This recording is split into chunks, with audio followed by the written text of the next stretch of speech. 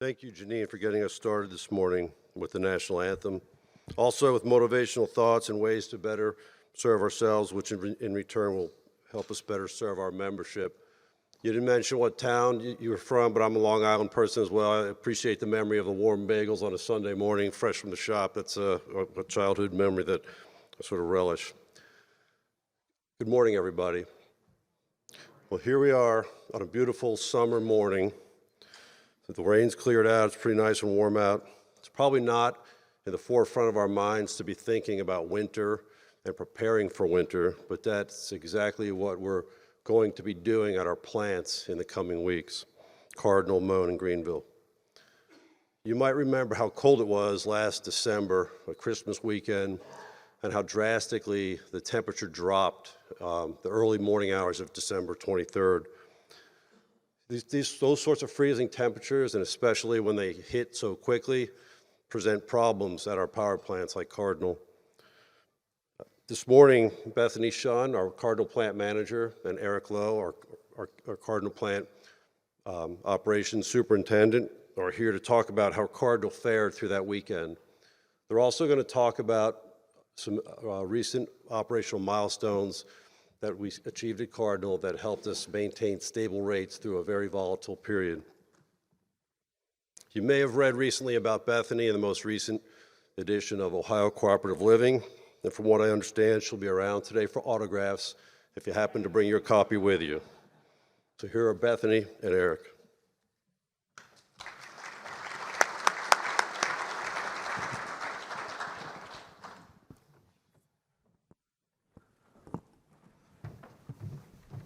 Hey, good morning, everyone. Hello, everyone.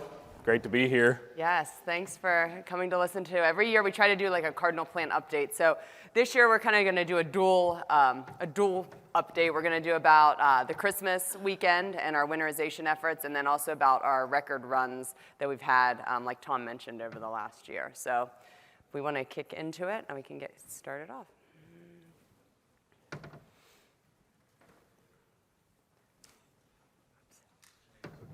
Oh, guess we need the clicker, huh? Oh, wonderful. Okay. 1 second. If everyone wants to stand again. No. There's been a lot of standing and sitting, so a lot of calisthenics going on. Okay. All right. Okay, so like I said, I'm Bethany Schunn, plant manager at Cardinal. This is Eric Lowe. He's our operations superintendent. So we're going to talk a little bit about the winter run first. Or I'm sorry, yeah, the winterization. Okay. Okay, so Cardinal, we tried to kind of revamp our winterization program in 2020. So we've always had, what they call winterization and try to get our equipment ready for the winter, just like, people do at their homes, try to get it ready to go. So in 2020, we noticed that we needed some changes and kind of to revamp the program. So we also had a few NERC, as you can see there on the screen, the EOP 11 and 12, which Eric's going to talk about here in the next couple slides, that we had to follow. So that was some additional things that we had to do at the plant. Eric will talk about that here in a minute. So like Tom mentioned, our preparations for winterization, they actually occur. They're going to be occurring here shortly, around September. So just as soon as summer's getting over, you think that it's nice and warm, but really we're preparing it for the winter upcoming months. So what we've done for the winterization is we have various departments, at our plant. So we have operations, maintenance, I&C, our coal yard, and so we've tried to gather all those and kind of put all of these check sheets into one, and we actually store them on a SharePoint site. So during our winterization kind of revamp, we decided that we're going to get all the departments together and have like a meeting once a week just to ensure that all the action items are completed and that people are doing what they're supposed to be doing. So Eric started that a couple years ago, and it's working very well. You can ask Bethany. I don't like going to meetings just to go to meetings, okay?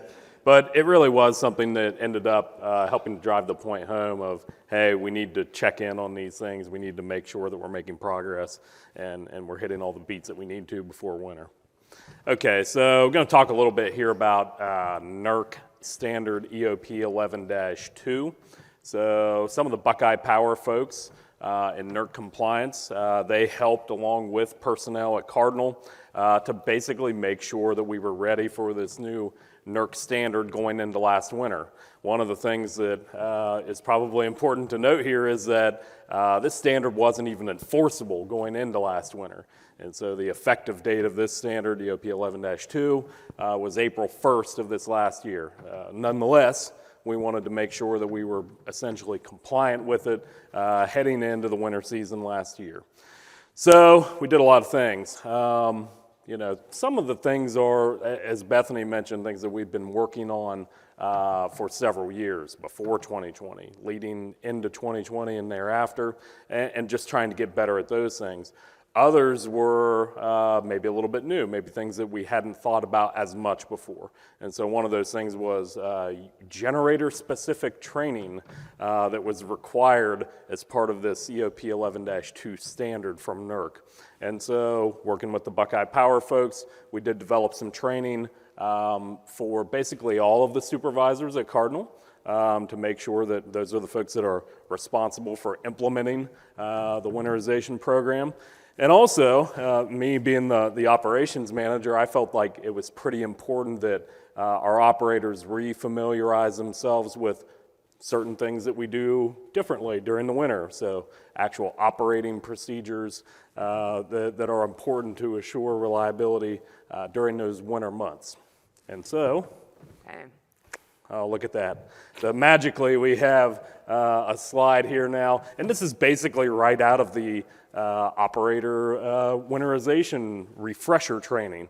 And so those of you that have been on the plant tour, there's the big cooling tower. This is dealing with the operation of the cooling tower during the winter months. So certainly this one slide, I don't expect all of you to be able to recite how to operate the cooling tower during the winter months, but it does give kind of a general overview of these are the do's and do nots of cooling tower operation during winter weather.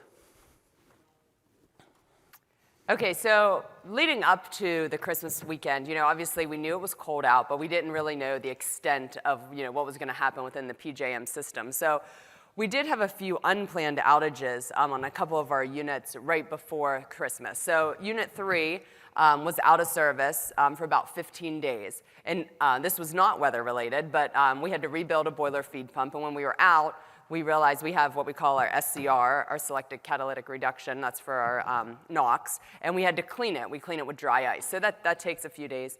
And then we had some startup issues going into startup. So we finally got back online. It was about 12/20, so about 5 days before Christmas. Unit 1 was also out of service, and it was out for about 6 days, and it came back on the 21st. Same thing, it wasn't weather related, but we had some plugging and what we call our economizer section of the boiler, so we had to clean it out. So we were fortunate to get these units back right before Christmas, because like I said, we didn't understand the impact of how cold Christmas was going to be and how much power was going to be needed by PJM. Okay, so some other preparations, like we said, the winterization program, that was the biggest thing. Obviously, you have to schedule additional staffing for the weekend. You know, when I say the weekend, I'm talking the Christmas weekend. We ordered the extra heat lamps, torches, you know, other kind of equipment. We made sure that all of our consumables and fuel, you know, was topped off. So, you know, it's very hard to order stuff on a weekend, let alone a Christmas weekend. So we wanted to make sure that we had all that stuff ready ahead of time. The other thing that we tried to do right before everyone went off for the Christmas holiday was to establish really good communication with all of like our department heads, supervisors, you know, because we knew that, you know, it was going to be a bad weekend. So we wanted to make sure we had really good communication going through it all, even despite that it was a holiday. Yeah, so a couple things here. You know, prior to the winter season, so way ahead of where Bethany's talking about, we did a lot of work to get ready, right? We had all these checklists, we marked them off, we have to submit documentation to PJM. I think last year was around 100 pages of documentation that basically just said that we've done this, and this. And then in addition to that, we're looking at all this stuff and we're going, okay, what do we need to do to be successful this weekend? We've prepared, we feel like we're ready, but we want to make sure we don't have anything slip through the cracks.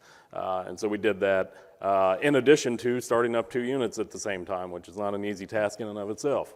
Yeah, and like Eric said, we had all the preparations, but now it's game time. So we have to make sure that we're ready for what gets thrown at us.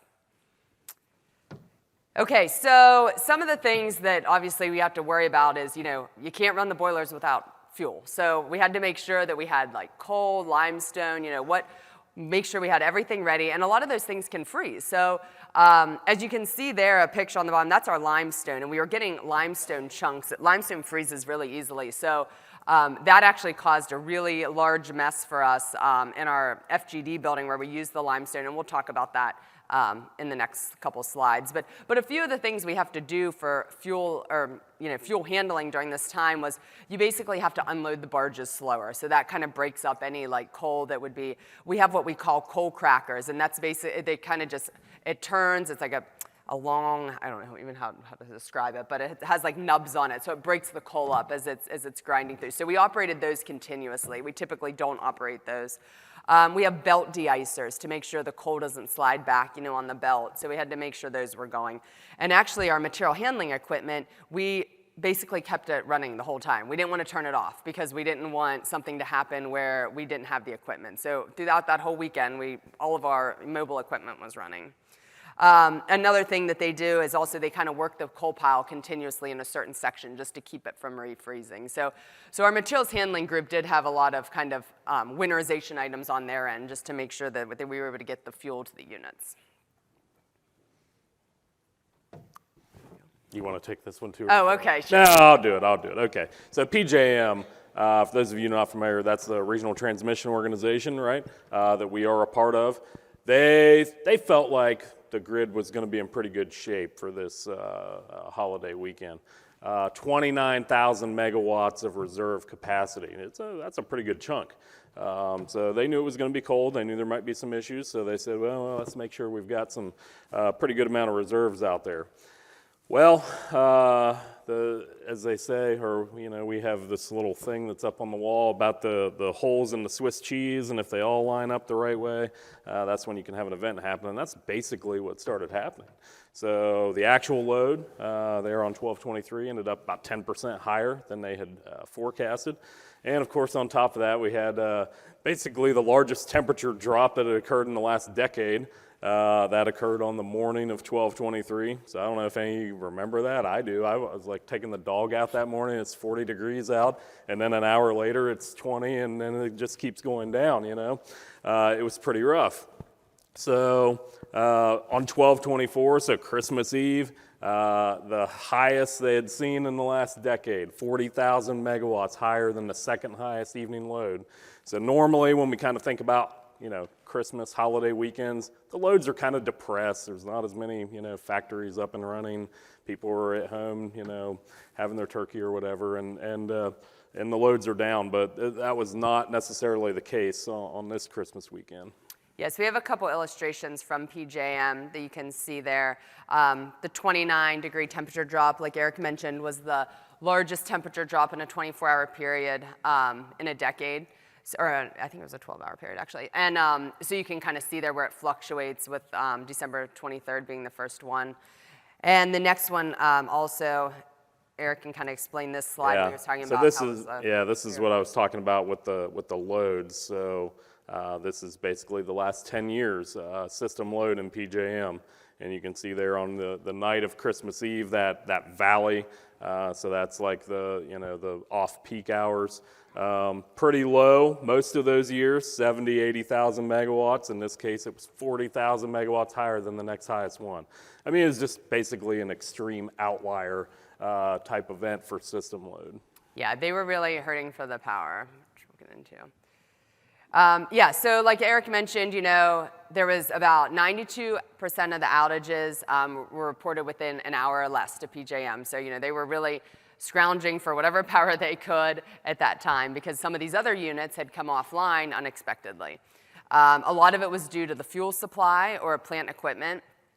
And on the next slide, you'll see most of them are actually the majority that went offline were natural gas plants. There was some coal, but the majority was natural gas. The other thing that happened, which is something very rare, is I remember on Christmas Eve, we got a message saying that basically they wanted us to give all output, as much as we could.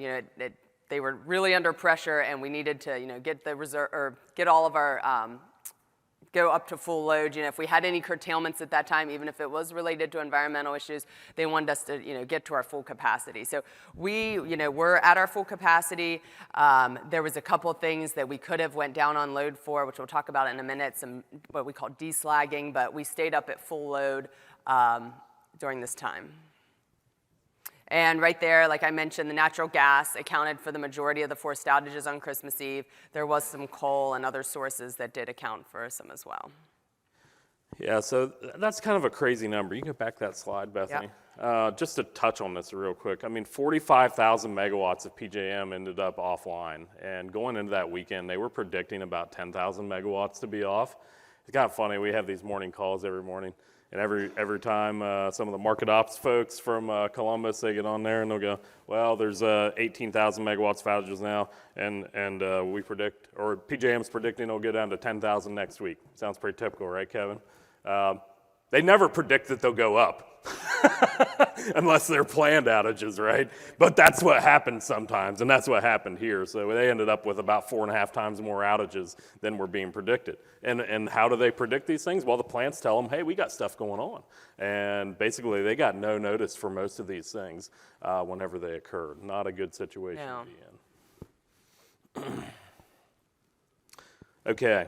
So the prices out there, right? They were crazy. So the LMPs, day ahead and real time were just skyrocketing. And it was based on the fact that there was a huge demand out there, and the resources to provide that demand were getting lower and lower. $4,000 a megawatt hour at some points. The average throughout that whole several day period, 12, 23, 24, 25, $250 a megawatt hour. Big dollars. Typical prices around that time, about $40 a megawatt hour. So if you guys can think back to December, seems like a long time ago right now, but gas prices were still pretty elevated back then compared to where they're at now. And so, $40 a megawatt hour that's really a pretty good price. But we were seeing a lot higher prices during this event. PJM, they were up against it. We're hearing these DOE emergency orders. We're getting alerts about performance assessment intervals, or that's the term they use for what they call capacity performance events. And they basically said, hey, look, we're one step away from shedding load here, guys. So what does that mean? Well, what it means is people's power is going to start going out when they need it most, right? And yes, maybe that's going to happen in some kind of controlled fashion, but I can guarantee you it wouldn't have made for a very Merry Christmas for a lot of folks out there. And like Eric mentioned, so the units that had gone offline, they were going to be getting a penalty for that.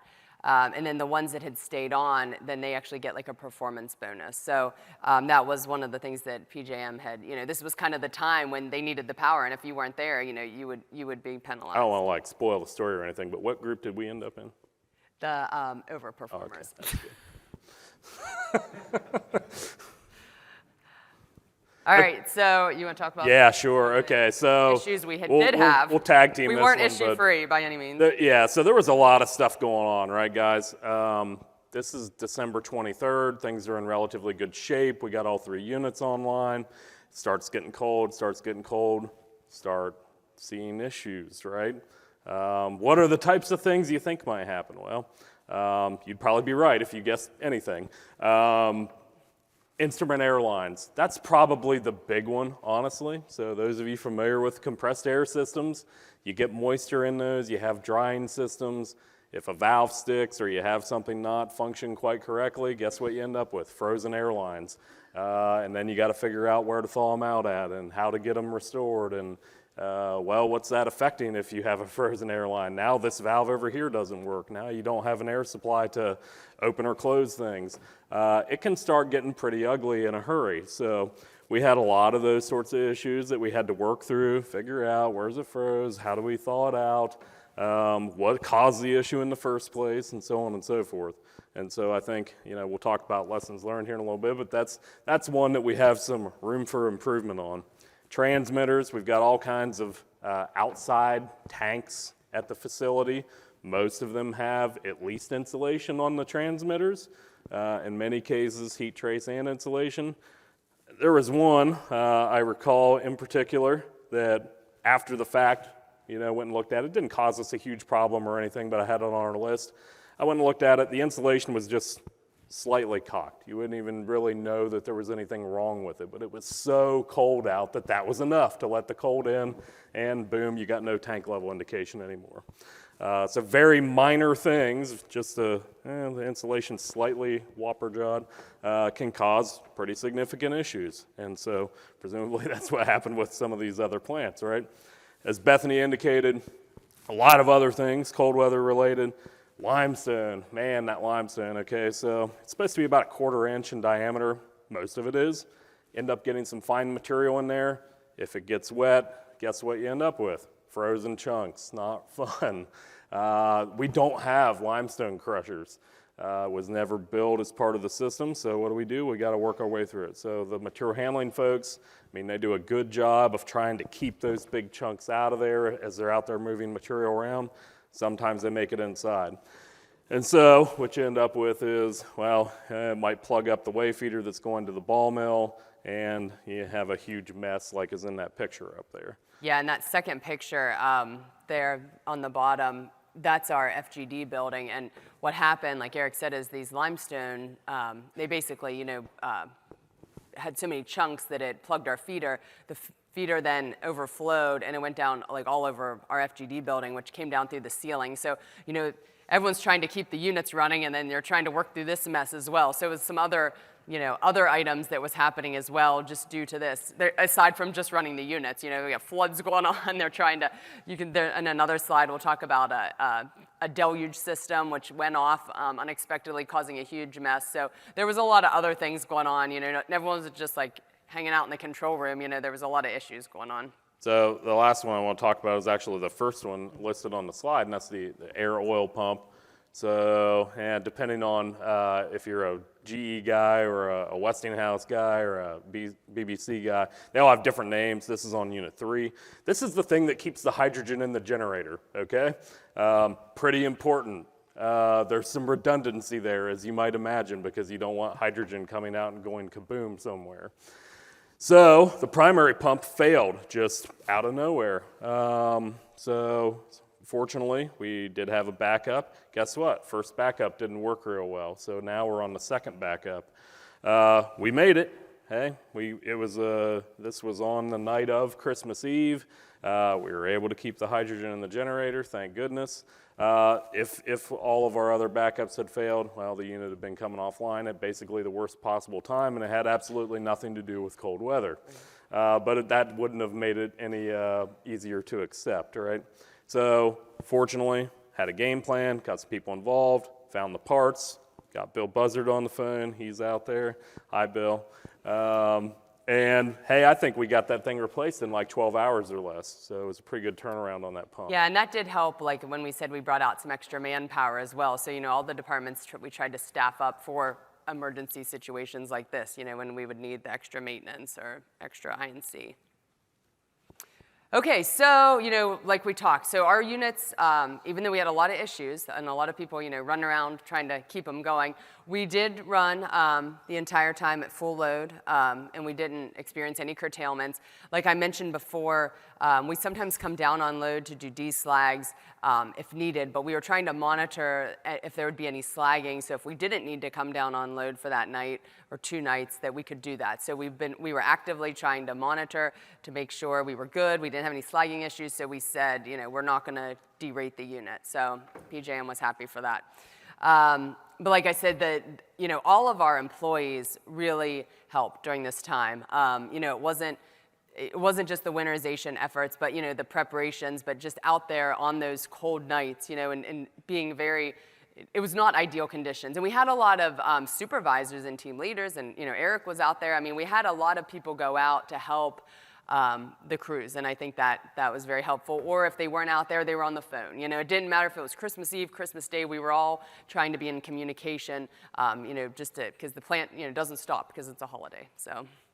So Bethany's right. I mean, one of the things that I think we're most fortunate to have happen, and there were a lot of people out there, myself included, and so that night of December 23rd, one of the things that was really on my mind was we had kind of gotten word from there was an accident at one of the co-ops, right, Buckeye Rural Electric Cooperative.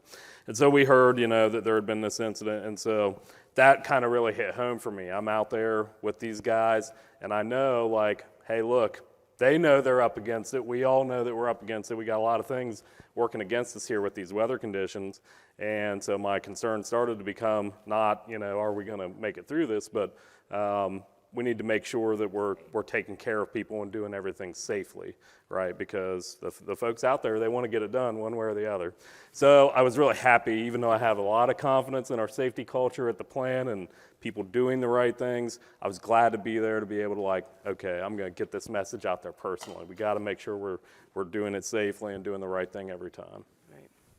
Yeah, we definitely, like we said, and we're trying to communicate that to the people out there. And, and some of even our team leader that was out there, it was basically it wasn't our normal team leader. He was on vacation, so it was kind of, a fill-in or an alternate team leader. So, they aren't, that was a different role. I mean, he's been in that role, but that's a lot of pressure put on that person. So we wanted to make sure that everyone was safe out there during the adverse conditions. Okay, so, we talked about penalties. So PJM had announced that they had some non-performance penalties for that weekend, and it was in the $1 to $2 billion range. That was for some of the plants that didn't perform. So we had said that if one of the Cardinal, just one, would have tripped offline, say Unit 3, with our air oil pump, we would have had an estimated penalty in the tens of millions of dollars. So we were very fortunate that none of our units had come offline, even though there were a couple close calls. And then, like we mentioned, that we're issuing some overperformance bonuses as well for the generators that stayed online, like Cardinal Plant. Okay, so the cleanup of areas. So Monday, everyone's back to work after the holiday, and we go into some of these, and honestly, it looked like a tornado zone. I mean, I walked into FGD, and they're still trying to clean up stuff. The deluge system, that's our fire protection system, it had an issue, and it went off, and our station 3 was flooding. That's where our coal is.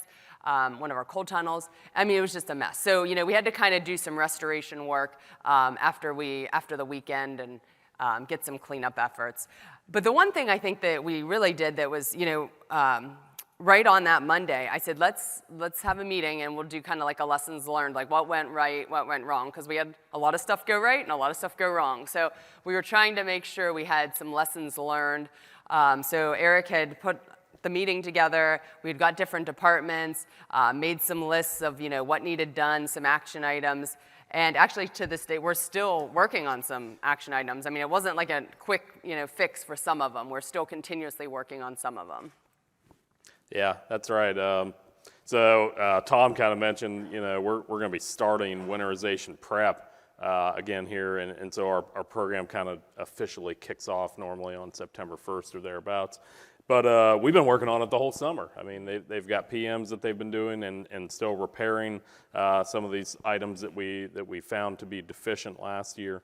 And so, we've been plugging away at it basically all year while we've been working on 1,000 other things as well, Okay, so a couple things here. The lessons learned meeting, I mean, we had a lot of things happen, right? And I described many of them to you.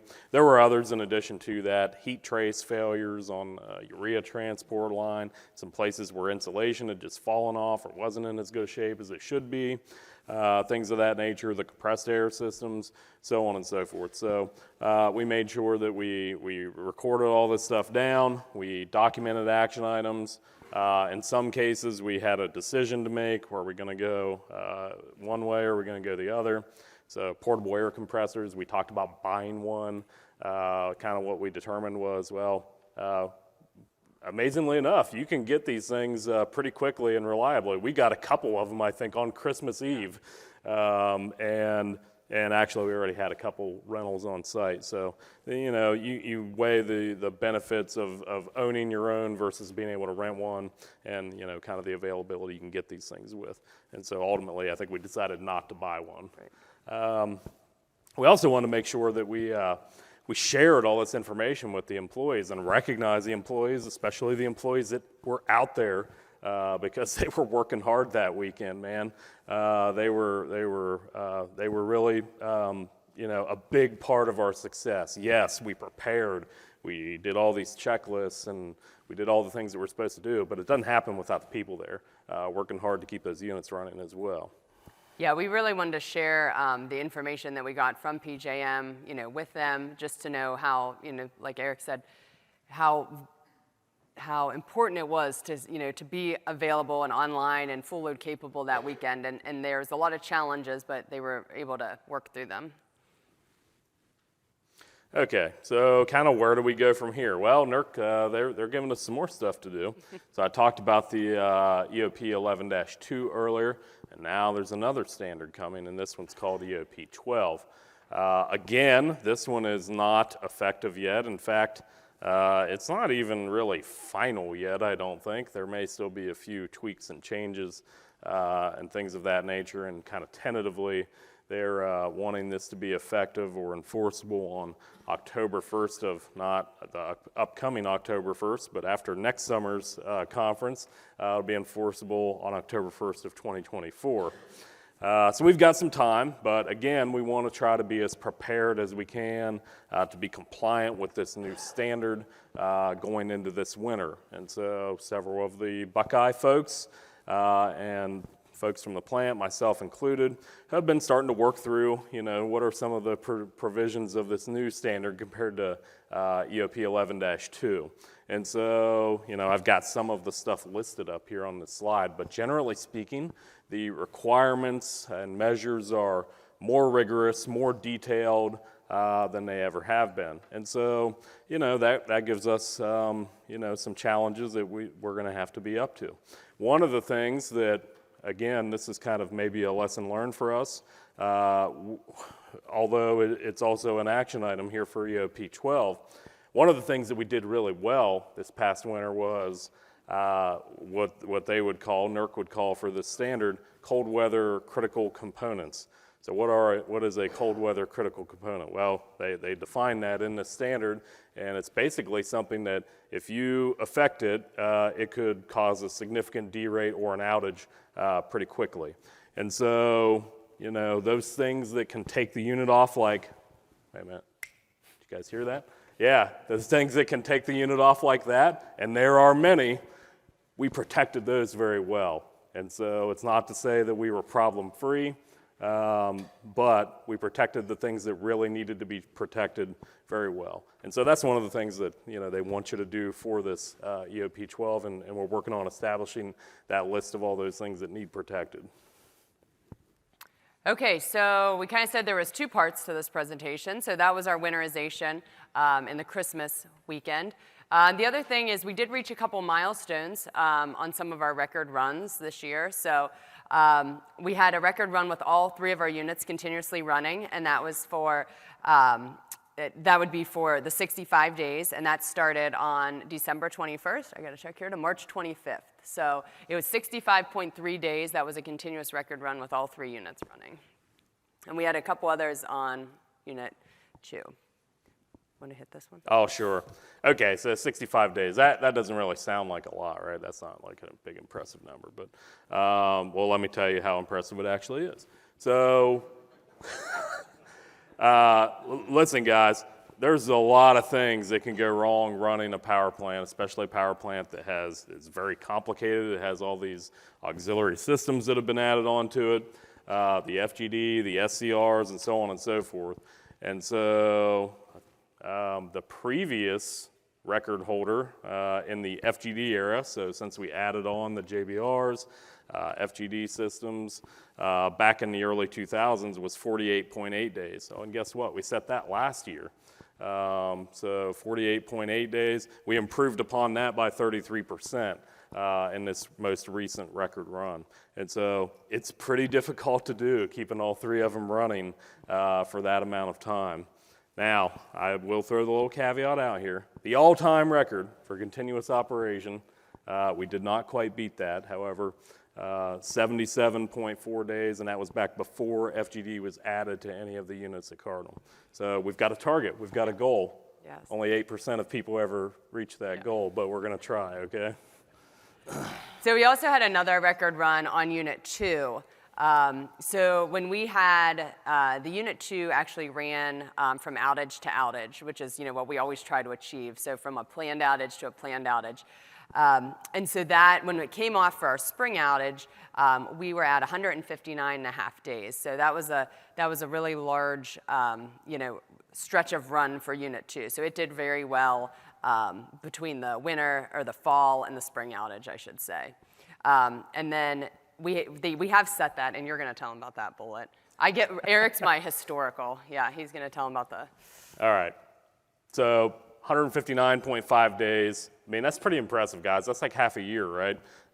As Bethany said, outage to outage, second longest run in the unit's 56-year history.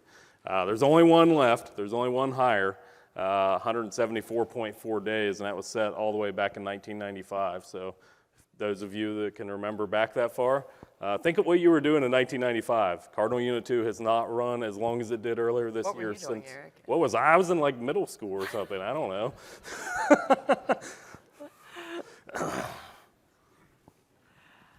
All right, so as you can see, we try to, we've set these mile, records last year. We have new targets to, beat even, like we said, to keep going. We don't want to stop there because we obviously have a lot more that we can improve upon. But we have tried, even since Buckeye's, taken over in 2018, we have achieved a lot of these records. So, we attribute that to a lot of our employees, obviously. We're going to show some slides of them here in a minute, that they're the ones that do the work. They're the ones that make the records, that help us during Christmas, keep the units running. So they're really the bread and butter here. So we're going to show some slides of some of our employees. Anything else on this slide? Yeah, I mean, I guess, we're getting ready to wrap things up here, and then maybe we'll take a couple questions if we have time. But look, we really believe in Cardinal Plant's ability to provide a valuable service for all the co-ops out there, okay? I think we believe that it's important to keep coal in the mix. It's not saying it's the be-all, end-all, but it came in pretty darn handy this past winter whenever people needed it most out there, to have that sort of reliable generation with fuel on the ground. And so, as Bethany mentioned, we're going to kind of wrap things up here by showing you some of our employees. They're the people that made this all happen, and they're at the plant right now making it happen while we're out here telling stories. They're war stories basically. So, all right, so we'll show some pictures of some of our plant employees. We tried to capture some. We got some from different departments, so we'll just let you watch a few of them, and then we'll wrap up our presentation. Yeah, so that pretty much does it. You guys can see what's in front of you there, obviously, and looks like we do have about 9 minutes left. So if there are any questions, maybe we can take some at this time. Everybody's ready to get to break. Oh, here's one right here. Where? Everybody have he's got a mic. Who was it, Warren?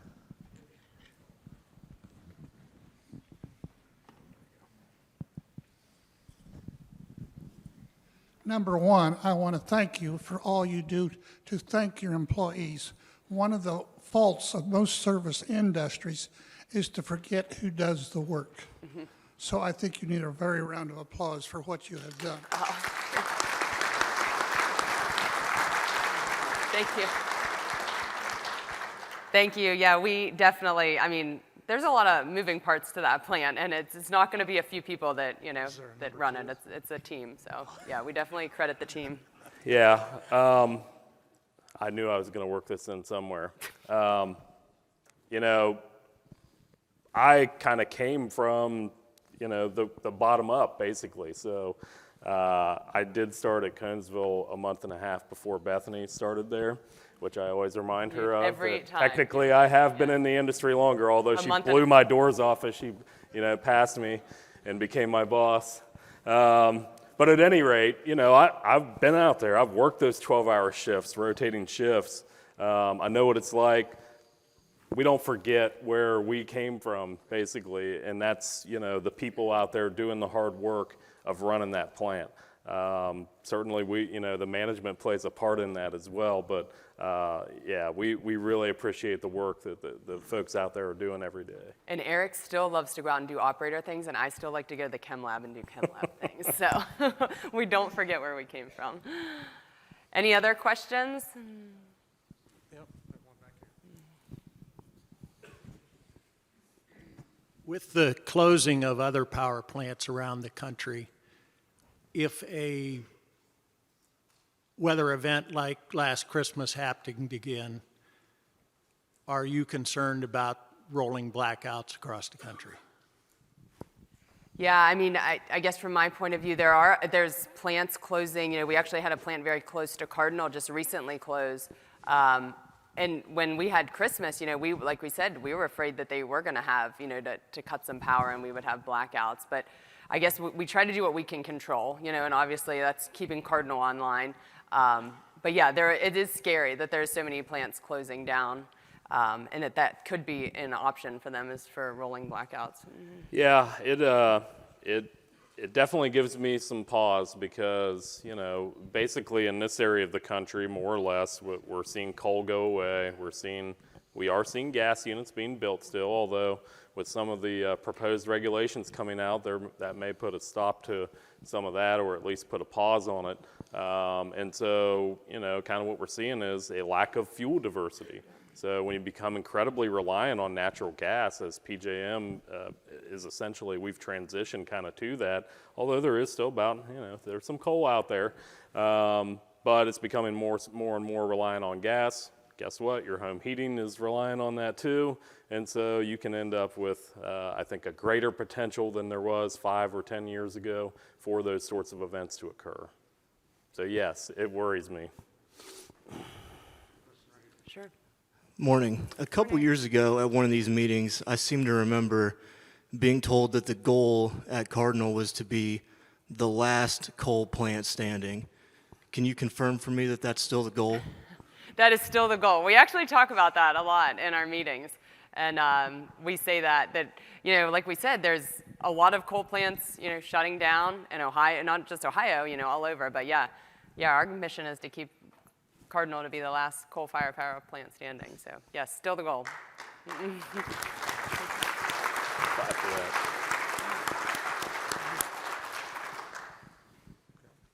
Any others?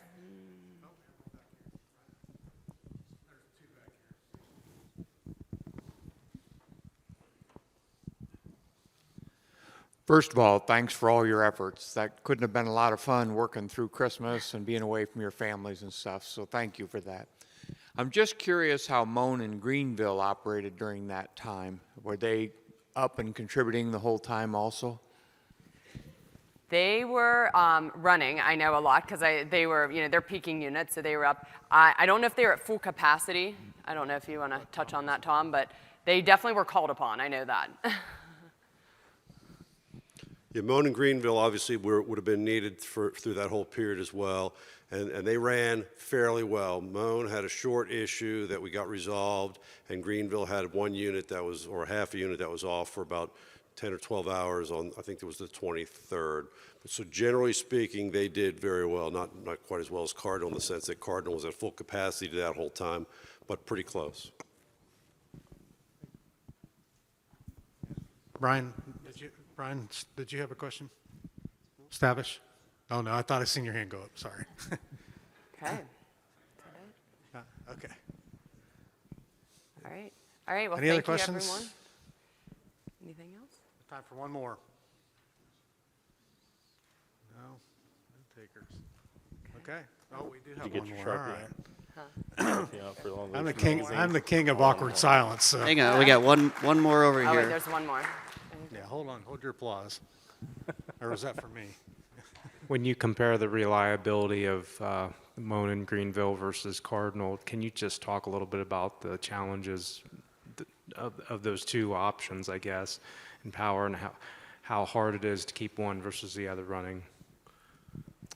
You know, I don't want to, Tom can probably speak better to Moan and Greenville than Bethany or I could, but, you know, Cardinal is just a vast, I think the word that was used in the Ohio Cooperative Living article was megalopolis along the Ohio River, and it really is. I mean, there is such an incredible amount of equipment there. There's a lot going on at Cardinal Plant. That's not to say that it's not difficult to keep Moan and Greenville running too, but the vastness of Cardinal just presents a lot of challenges for keeping that unit reliable, or those units rather. Yeah, Eric, I would echo what Eric said. Cardinal is a much bigger and more complicated machine than Moan and Greenville. We bring fuel and consumables in, we have to handle them, we burn, then we have the byproducts that we have to deal with. There's just a lot more to that than at Moan and Greenville. Both types of plants are susceptible to mechanical failures. You know, now the concern, and we saw it that Christmas weekend with these gas plants, is that there's not fuel on the ground, and that is a benefit for Cardinal. That the disruption in the fuel delivery system for gas plants was pretty significant that over Christmas weekend. So they're different, but Cardinal is a much more complicated plant and machine than Moan or Greenville are. And the maintenance budgets at each would indicate that annually. We spend a lot more money at Cardinal.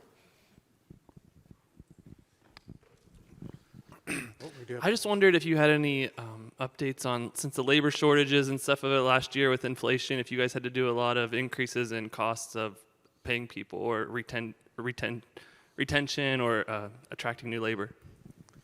Yeah, that's a good question. So we are a union facility for the majority of our, for our hourly workers. So we have a contract, so that doesn't change until our contract negotiations.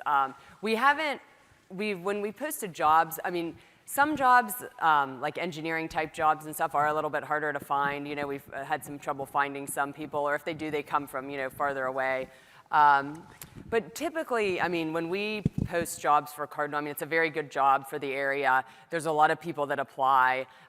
We have a screening process for our hourly employees, so, that kind of screens people in and out. But no, I guess I wouldn't say, I'd say maybe in some jobs we've had some, issues trying to get, qualified applicants, but we usually have a decent, applicant pool that we can pull from, just because it is such, it's a really good job in that area. So a lot of people, want to join that team.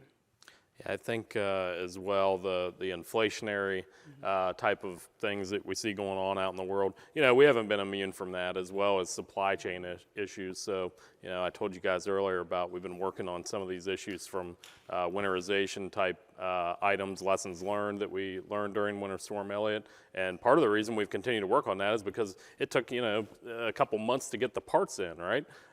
So it's not always just as simple as like, hey, I'm going to order this and then I can work on it next week. Sometimes there's long lead times. Sometimes the costs are different than what you think they are. Sometimes the original equipment is obsolete and you have to figure out a new solution for it. So. Now, one thing we have seen a little bit of shortage on is contract labor shortage. So, we have really large outages. So, sometimes different, say Boilermakers or something, we have to pull from different halls. So, just a bit based on if there's other outages going on, they might all be at, another plant or something. So that we've seen a little bit of that, but not so much, at our own facility. I can't believe you guys are letting us cut into your break time this way. I know, I swear we're done. Thank you, everyone. All right, thank you. I'm gonna put this over.